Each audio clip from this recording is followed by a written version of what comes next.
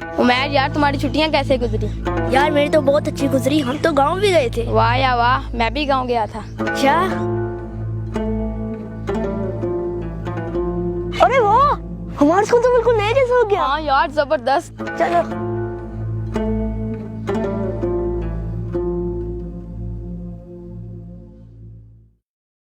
یہ دھرتی ہے متوالوں کی، دل سے چاہنے والوں کی، یہاں لوگ کھرے اور بات کھری، بولی ہے یہاں کی پیار بھری۔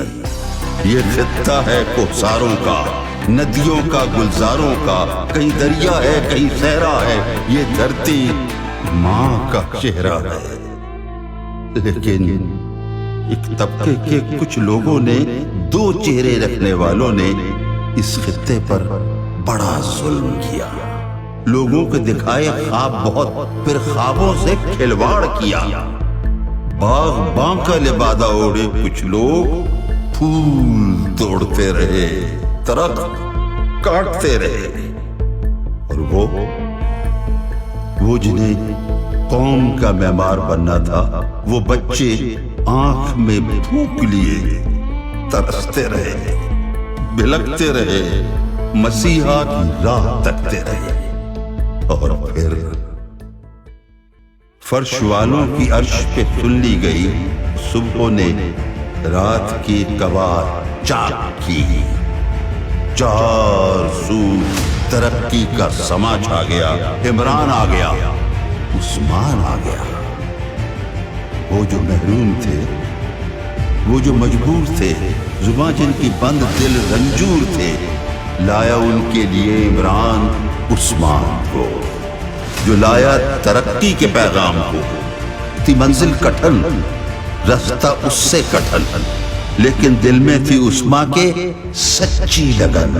چھٹی پھر اندھیروں کی کالی گھٹا، پہنچی خدمت لوگوں کی دہلیز پر، ترقی کے پرچم لہراتے گئے، اسپتال، سکول، سڑکیں بناتے گئے، غریبوں کے چولہے جلاتے گئے، سحر پر نور کا رستہ بتاتے گئے، قبضہ گیروں اور ذخیرہ اندوزوں کو قانون کے شکنجے میں لاتے گئے۔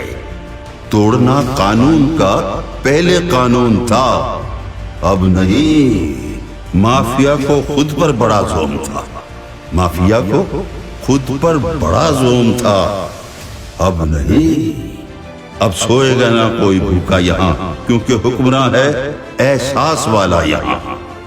اب بچے پڑھیں گے، محنت کریں گے، نئے پاکستان کے معمار بنیں گے۔ اب مزدور و بیوہ کا چولہا جلے گا اور معیشت کی نیا کنارے لگے گی۔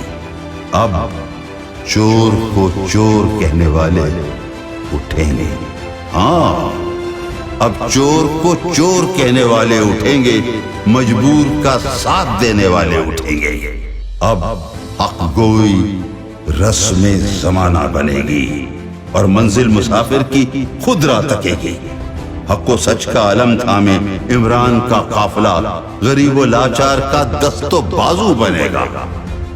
نئی راہوں پہ گامزن نیا پاکستان، سبھی کو لیے ساتھ ایک پرچم تلے، یوں ہی چلتا رہے گا، چلتا رہے گا، آگے بڑھتا رہے گا۔